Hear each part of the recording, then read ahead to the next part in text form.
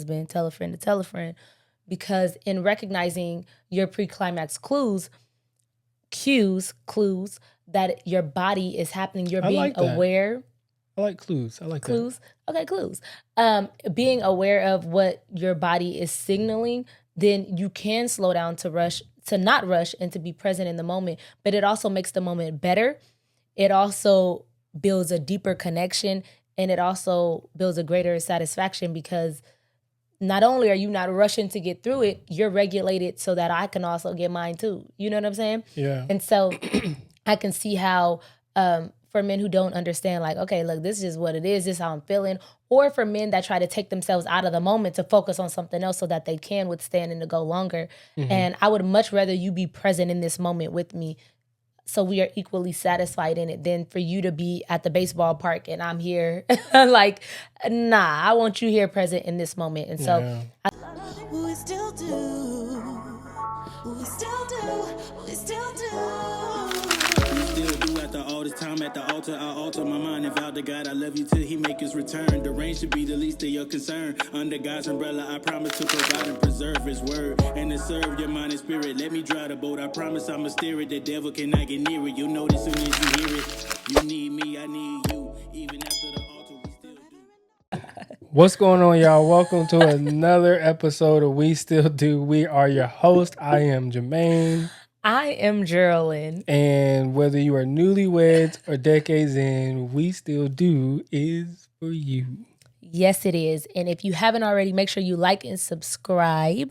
Hit that notification bell so you never miss an episode. We upload weekly on Thursdays, and we would love to be in your inbox and notify you of a new drop of an episode. Yeah. How you doing, lover? I'm doing good. I'm ready to get into it. You look good. I can tell. You ready? Ready, set, go. You ready to run, huh? I'm ready to get into it. It's your... I see what you did there. We're talking about his favorite subject, if you guys didn't already get that from the title. Stretch. One of them. You bring up sex in just about every episode, even when it's not the subject matter. Because I know it makes you quench. Quench? Cringe. Cringe? Sex does not make me cringe. It has the opposite effect. Talking about it, dude. Oh my God. No, it doesn't. I just think it's so funny the way that you like interject it right there. Because I know it'll probably make other people cringe, but it'll make me cringe. So you saying the way I love sex. The way I put it in, that's the... Anyways, y'all, how you doing? It's them that I feel for. I'm sorry, y'all. Come on now, we grown adults. It's getting hot and heavy. It's getting hot and heavy. We're talking about sex. Adults. We are. We're talking about sex. If they cringe, good. They need to get used to something that's so taboo. I know, exactly. We need to talk about it. That's true. So anyways, we just going to jump right into it because we don't want to waste y'all time. Although we love small talk, all the things. But today we are... You distracted. Today we are continuing our series on sex. Yeah. So last episode we talked about the key that unlocks sex or unlocks the door to sexual fulfillment, which is communication. Mm-hmm. This week we're going to talk about the door to sexual fulfillment. And that is education. That's good. Education is not just a classroom thing. If you want fulfillment sexually, education is the doorway that helps you understand the things you need to know in order to take your sex life to another level. Whether your marriage is new, whether you're old, whether you know what I'm saying, you don't know many things about sexual satisfaction, all the things, like your marriage can go to another level if you're willing to lean into it. A lot of times we're not willing to learn about sex because we feel like in order to learn, we got to watch pornos or we got to do all the things. You can learn about sex in a healthy way by reading books. Mm-hmm. And so one of the things that my wife and I did, not only did we want to help you have a sexual life in your marriage, but we also wanted to make sure that it's coming from a credible source, because we can share from experience and just share our knowledge. But man, we were reading this book called Restoring the Pleasure, and it was so profound that we wanted to share it with y'all. And so what we're going to talk about today really comes from that book. And so today, the first part that we want to talk about is this idea of what you don't know, it can hurt you.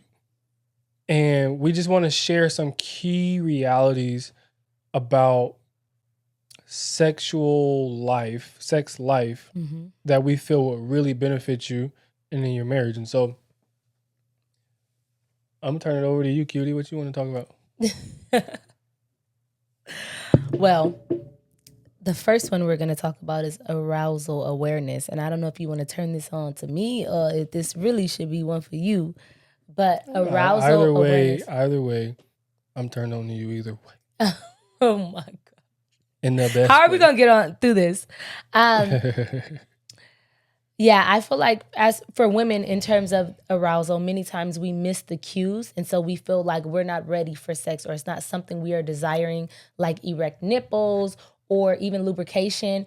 These are signs of arousal. And part of that, I think, is that we don't slow down enough to pay attention to our own bodies, or lack of education where we have no knowledge of what even That's to good. look for in terms of the cues that our body is telling us, like, we're ready. You know what I mean? Mm-hmm. And so good. arousal awareness, I believe, is one of the first key realities that we miss. Yeah. And it's something that we need to understand, that God wanted us to discover. Mm-hmm. God did not make mistakes when he made us. Yeah. Like the things about our body, our sexuality, in terms of sex, in terms of how a man's body is physiologically designed and how a woman's body is physiologically designed, are intentional by God to be compatible. And so when it comes to us being aroused, we need to understand that he designed that for us to discover it in marriage and not something to be denied. Because as you mentioned, not being aware of how we are aroused leads to us not being able to discover it. Mm-hmm. If we're not able to discover it, then we're not able to get the full enjoyment. You know what I'm saying? Like, and I don't know, maybe you can talk more about this, but it seems like, especially from, what we just kind of read, is like, there is this presupposition of arousal just being a in the vagina area thing. But it sounds like you're saying, like, no, there's other ways like women can be aroused. Yeah. Even in the nipple area, I feel like those are like signs and cues that we miss, but I feel like as the man, there are other ways that you can arouse me, right? And I think that's going to vary by women, on what arouses them. But the point is in the cues of us that we're not self-aware of our own bodies. And in that, I believe, can come to miscommunication and frustration when it comes to the way that God designed our bodies. Because if we don't know, then how can we bring that awareness to our spouses to understand and discover us in that way that we desire? Yeah, and I actually I feel like people who are hearing this, no. Go ahead. No. I feel the people who are hearing this might even feel that cringe that we're talking about. Just hearing certain words like vagina or clitoris. And my question to them would be, why does that make you feel cringe? Because this is not a porno. It's definitely not. This is not one of those ad pop-ups that you get because somebody in your family has been on the wrong website. This isn't a virus that just pops up. Right. This is something that's educational and that's beneficial to your marriage. And so whatever is causing the people to feel a type of way, like I just even dare to ask the question, what is that? Why is that? Explore that. Because exploring that will also help you explore why it might be difficult for you to share with your partner, and what could potentially be keeping you from going to another level in your sexual satisfaction. Or, if I can say it this way, experiencing a different level of closeness with your partner. Yeah. A different way to be known by your partner. That's good. And so, wanting to share that, because what you're sharing is so good.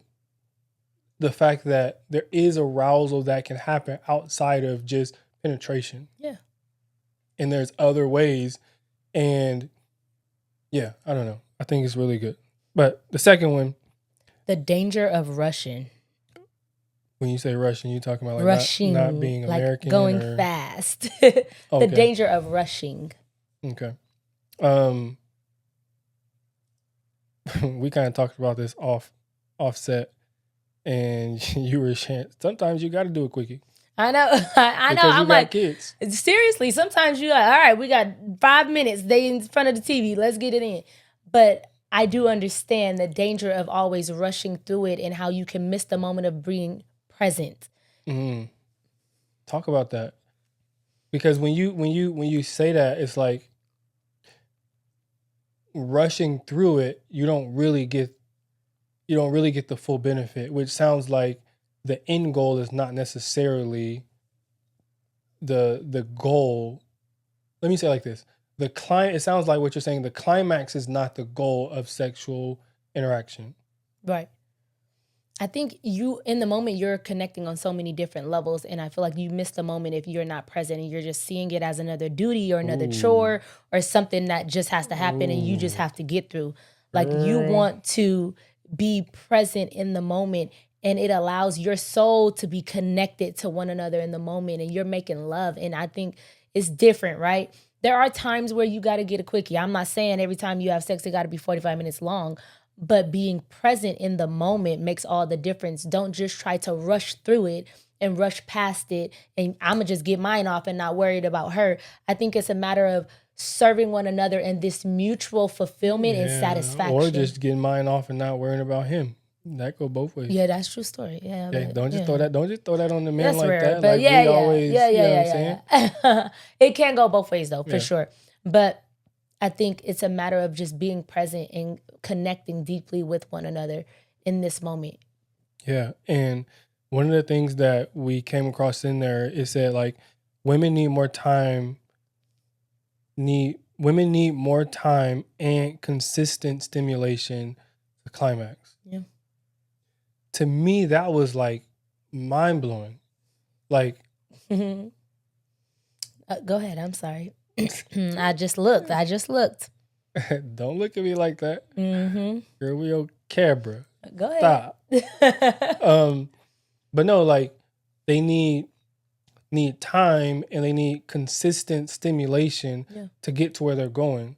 And I know there's men like they feel like, dang, why is it taking her so long? You know what I'm saying? And it's that Russian mentality, like I gotta get through it. You know what I'm saying? Like I feel like I'm doing my whatever. And it's like, no, like how much time did you spend in the act? How much time did you spend in foreplay? How much time did you spend outside of the act? Yeah. Yeah. How much time did you spend holding hands or talking to her or grabbing her booty or hugging her behind? You know what I'm saying? Like telling her you love her. Like how much time did you spend in those moments? Like all of that stuff leads to this feeling of feeling desire. Yeah. And I think that's when, like, you know, when you want a woman, and you can correct me if I'm wrong because I'm not a woman, this is just what I think. Like that feeling of feeling desired by your partner, it just enhances the moment in a way that it almost like takes you there if he takes his time and he continues. Is that? Yeah, no, that's accurate. I can literally think of times, and I'll just throw myself under the bus, of just like the emotional overwhelm in the best way possible, because we're connecting on such a deep level, physically, emotionally, being consistent, right? Consistent, staying present in the moment. Where I've literally cried because I'm like, this is just so amazing. Like, I can't explain it. Like, it's just this overwhelm of just love and passion. And so I absolutely agree with that, with just consistent, staying in the moment, not rushing, being present, being all in. I totally agree with that. Yeah, for sure. Yeah. And I also think like that leads into this idea of like a lot of times men are taught to think about something boring so they don't bust. Mm-hmm.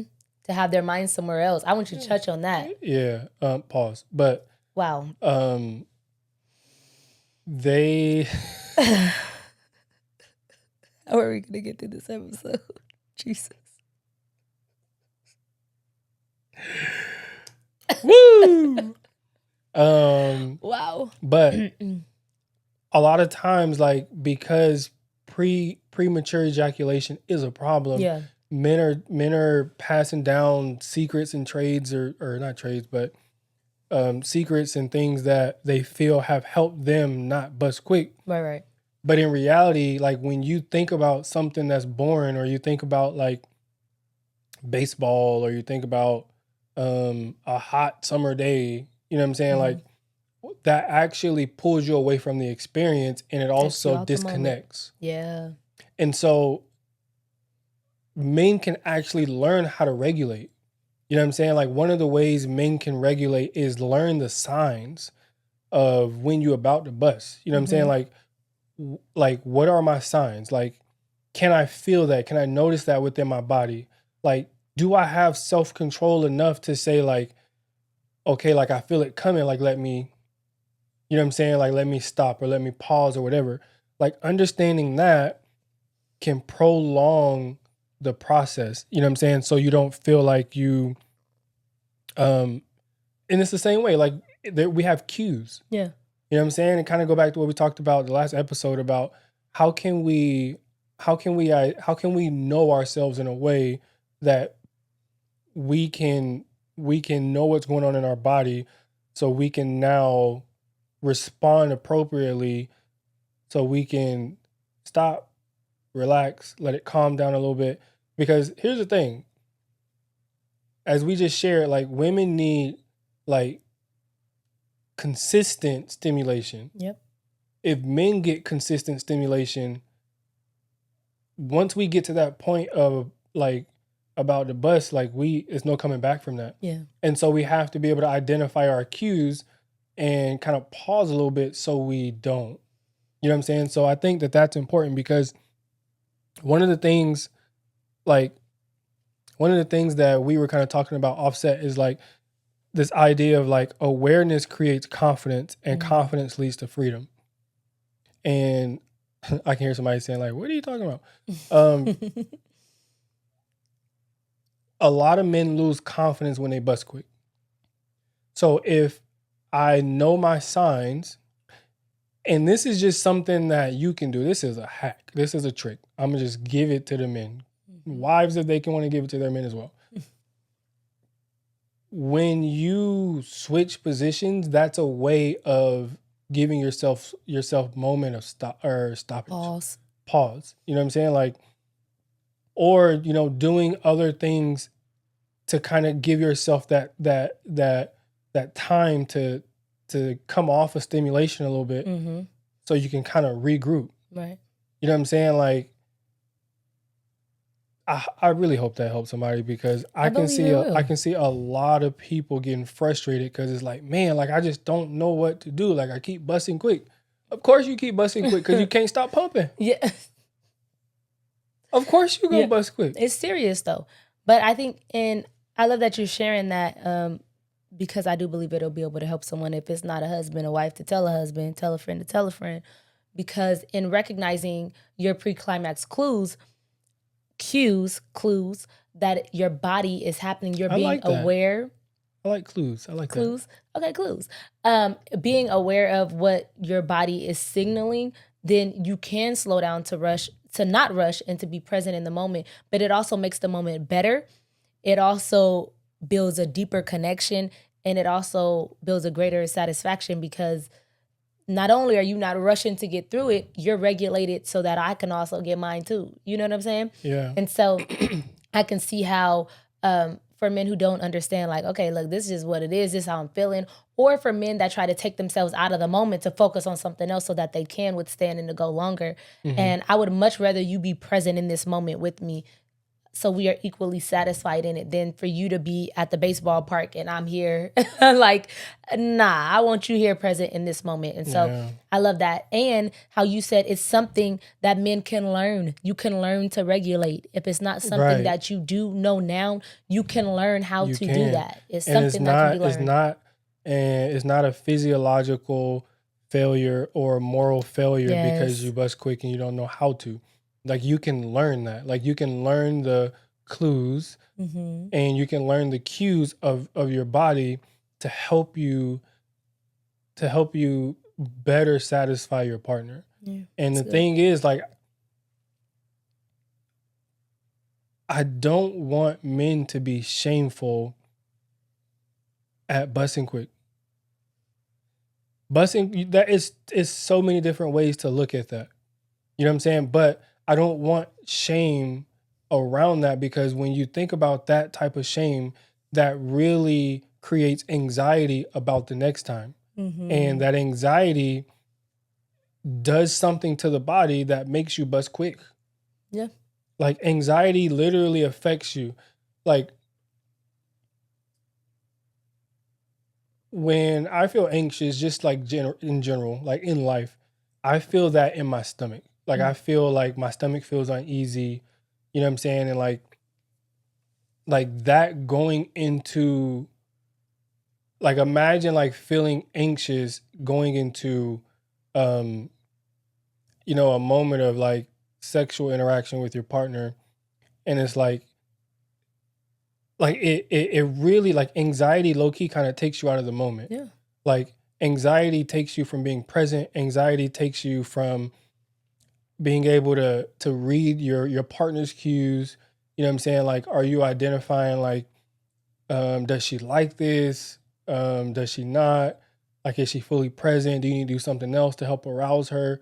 To take her to another, whatever. Like, anxiety keeps you from being present. And so busting quick brings a lot of anxiety, a lot of shame, which then creates anxiety. And I don't want men to feel anxious about, like, busting quick. Like, how can you the next time, or how can you talk with your partner, or what you need to talk about with your partner to help you next time not do that? What do you need to know about yourself to avoid that? What are your cues? You know what I'm saying? So you can respond accordingly, call a timeout. And Not literally. And you can get back in there. Like, I know you feel the pressure of the shot clock running down, but you still got a timeout. The shot clock is wild. You can still call that timeout. You know what I'm saying? So anyways, I digress. That is good how you were talking about anxiety, because there's also an anatomy anxiety that we can sometimes feel because our bodies are made differently, and we can sometimes feel embarrassed about that in the makeup of God's design, which is nothing to be embarrassed about, because this act of intimacy, we don't have to be perfect. We just have to be present. Yeah. That's the way that God designed it to be. We just need to be present in the moment, but not perfect. And You in don't our have last to be episode, perfect to be pleasurable. Yeah. Yeah. And in the last episode, we shared about in communicating and having that, and just how you can be present in the moment to unlock that pleasure. So if you didn't listen to it, go back and listen to it. But I think to avoid, I guess, this anxiety that you feel, which can definitely affect the way that, I don't like the word performance, but I'm going to use it right here, because the way that you perform, if you're anxious or have anxiety about the anatomy, your body, and what that looks like. Yeah. And that's so difficult, because in the last episode, you also mentioned just how, you know, postpartum, like, you were really insecure about your body, and just how that affects how you and other women might show up. Yeah. You know what I'm saying? And it's like, in that, like, men also feel that way. You know what I'm saying? Like, I remember having a conversation with a couple, and the the wife said something to the husband about being fat or something like that. And like that just sent him like, you call me like it hit she him. called him fat. And it hit him. And it wasn't even like on no sex stuff. It was just like I forgot what it was about, but what he remembered was that she called him fat, and it just hit him. And it's like, okay, how is that going to cause him to show up? Have anxiety in the bedroom now. You know what I'm saying? So now instead of being fully present, there's a part of him that is still not there because of what you said. Hiding. You know what I'm saying? And so there's a part of him that she might not get to experience because of her comment. Yeah. You know what I'm saying? So we have to be careful as spouses with what we say. You know what I'm saying? Because like, man, I've heard it. So I mean, sticks and stones may break my bones, but words will never hurt me. They might not physically hurt you. They stick longer than getting hit with a stick. They really do. They do. But they really do. Like, we have to be careful, but like men have like body image issues as well. And like you don't have to look perfect. Like you don't have to have the 6-pack abs. You don't have to have, you know what I'm saying, like the chest that is just perfectly sculpted. You don't have to have all that. You know what I'm saying? Like you can pleasure your partner with who you are. Yeah. You know what I'm saying? Like, and I think when we understand that, I think that would also free us from the pressure to perform. Yeah, that's good. I think of like women, because how you were sharing about my postpartum experience, and there's just this, snap back. Like, you know, everybody trying to snap back after having crazy. It is. They want to be snatched. They want the hourglass, but they want to snap back after having a baby. And for me, there was no snapping back, okay? It took lots of work and months upon months, you know, I think probably a full year. And so, but I remember the pressure that caused, and I definitely was like hiding myself because I didn't want to be fully seen in that moment. There were certain parts of me that I would hide, you know, because of just, it's a natural thing that happens when you have a baby for your body to stretch, and you get stretch marks, and you have things that, you know, obviously shows the life that has been birthed and that has come forth, but it's also a beautiful thing. And I remember this in, I think it was Marriage on the Rock, and he was like, you should not ever compare the mother of your children to somebody who ain't birthed no children of yours. Like, don't ever compare me to someone else. Yeah, like to compare me to an Instagram model when I just birthed your children and she ain't got them. Like, you know what I mean? So there is a lot of pressure around that, even like you said, in terms of body image for women and men. But I just wanted to speak to the women to not feel that pressure, because one thing is in being vulnerable and sharing that is I've allowed you to be able to love me through all the stages that I've gone through. Yeah. And the next one is, you know, when we talk about just erections and things like that, you know, like getting hard, one of the things like couples need to know is that erections are involuntary, meaning like that was interesting to me when I read that. Yeah, like they're both. Huh? They're both. No, like for men, like getting hard, like it's involuntary, meaning like I can't just sit here and think like get hard, right? And it's gonna get hard. Like it don't happen. Like it might be, and what I mean by involuntary is like there's usually something that stimulates it that we don't, you know what I'm saying, have control over. Like if it's a thought, if our partner sends us a picture, or you know what I'm saying, like whatever it may be, like it's involuntary. And it's involuntary so much so that in the book that we read, it talked about how like for men, every 60 to 90 minutes while they're asleep, they get hard. You know what I'm saying? So it's like it just take advantage. Women. It just just leaving clues. You can. Just leaving clues. You can make sure he's okay with it.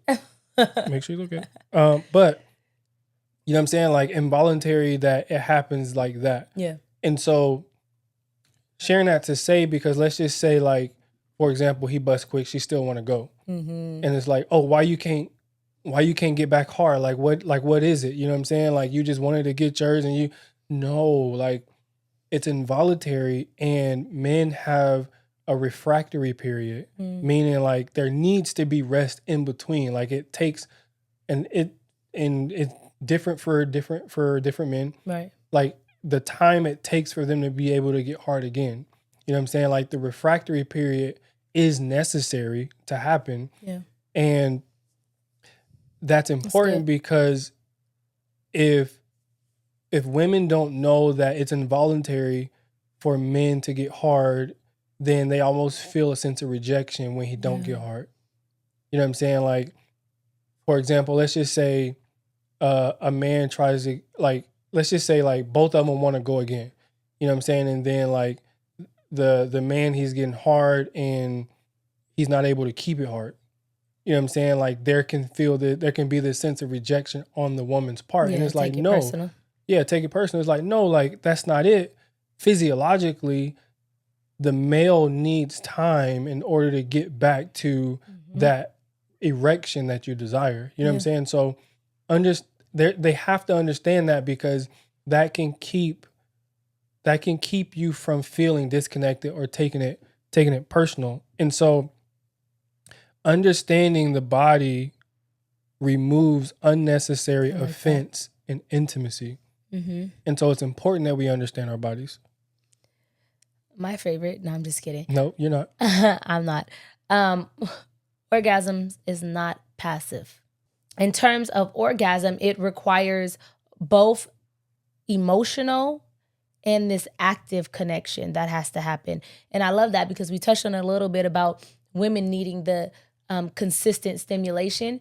You know, that I believe is also a part of it in order to get a woman to this place of orgasming. And it's something that is not talked about enough because I never even experienced that until marriage. And so there are several times where women have climax, but there is this ultimate sexual fulfillment satisfaction that they're not experiencing.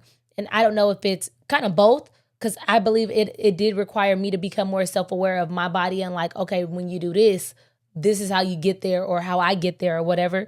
But also allowing their spouse to be aware and to be active and to slow down and not rush and to regulate all these things. We're kind of building up on them to lead to this point. But the emotional connection that's also needed, because I need to feel safe with you.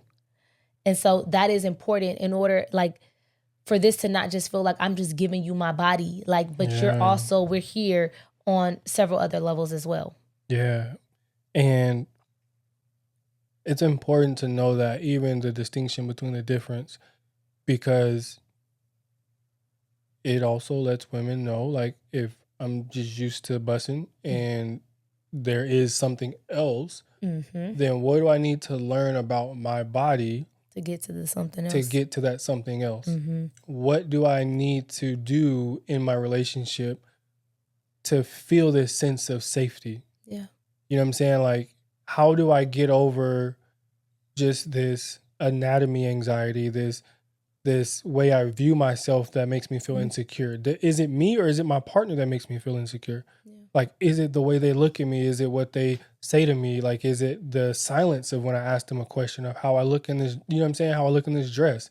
Like, what is it that's keeping us from connecting and feeling safe with one another in a way that reduces that anxiety, that now we can actually enter into what helps us get to this ultimate, like, climax, you know what I'm saying? Get to this orgasm place of, like, ultimate satisfaction. And so, and I love something that I noted was involuntary reactions, like sounds, expressions, breathing, moaning. It's normal and it's beautiful. And so pleasure grows where shame is removed. If there's no shame in that, and you being able to express yourself in your breathing and your sounds and your moaning, that also is a form of allowing and not, I feel like, kind of stopping the pleasure that comes with being intimate with your spouse. But if shame is removed from that and you're aware of that and your partner is actively engaged in that, then I believe that you can reach the ultimate satisfaction of orgasm. Yeah, and restricting those movements also prevents the orgasm too. Yeah, that's what I'm saying. Yeah, like if you stop yourself from, you know, just whatever your body, this active engagement, what your body naturally wants to do, whether it's moan or, grab whatever your thing is, like stopping yourself from doing that is basically inhibiting your orgasm. Mm-hmm. And so, Yep. I mean, even thinking about like your home situation, what does that look like? Or do you have the freedom to do that? You know what I'm saying? Like, do you need to just get a night away, whatever the case may be? Yeah, but That's true. I didn't think of that. Like if you're living with other people or something like that, that can make that look a little bit different. it could. Yeah. You know what I'm saying? You might need to do a staycation so you can experience this. Yeah, some people don't have babysitters. I'm not some saying people once, are tired. often, but yeah. Yeah, I mean, if it's in their budget, If it's in their budget. They can do it. Or get creative. Let your mind wander. But yeah, so we really just wanted to share some of these key realities of. Tell them about the practical preparation, honey. Oh, we still gotta go to that. Okay, Yeah, so share that. I think that's so a good this one. So practical preparation, just to kind of help remove some of the pressure. This is more so for newer couples, and this basically is like, what should you have in place to kind of remove some of the pressure? Mm-hmm. So this is like, okay, what are we cleaning up? Are we not ready to have kids and we using condoms still? You know what I'm saying? Whatever your preventative measure is, or, we practicing to have kids and we rawing it. You know what I'm saying? Like we got tissue, we got stuff to clean it up, whatever that is, to kind of help you prepare. Don't use tissue. Anyways, go ahead. Use what you got. Mm-hmm. All you have is all you need. Yeah, I know you like that. I know you did. But what can you use, towels, whatever, to help you kind of clean up and not have to worry about all the things while you're engaged in that intimate, sacred time with your spouse? Mm-hmm. It really just helps you stay present. And like, because it's sacred, like preparing it brings this sense of peace, mm-hmm. and it allows you to dive in. So enjoy. Dive in. I like that one. Yeah. It's a good one. It is, huh? Why is it a good one? Marriage in motion. Literally. Do. That's Bluey. Oh, that is. Wow, I'm such a mom. Okay. So for this week's Marriage in Motion, we're titling this one Learn Me. And we want you to set aside time this week and ask these two questions. What is something I learned or assumed about sex that I now realize may not be true? What is something that you wish I better understood about your body or your experience of sex? Swap roles, be able to take time where you both can discuss both of these questions, and then have and set aside time to be able to pray together. Because let me tell you, if you want your intimacy to go to the next level, you need to invite the Holy Spirit, and you need to take time to even be able to pray about it. We said talk about it, take it a step further, and be able to pray about it. So that's this week's Marriage in Motion, Learn Me. Because with everything that we discussed in this episode, being able to learn one another and the way God designed your bodies will help you to greater sexual satisfaction. Yeah. And go have some great sex, friends. Like, subscribe, and share. And have great sex. Amazing sex is beautiful to the Lord. Married couples. Yes, married couples only. Gonna love you and always. No doubt you're my blessing. Ain't no second guessing. No one can separate. We've had a good thing. Even after the altar, it's marriage in motion. We still do.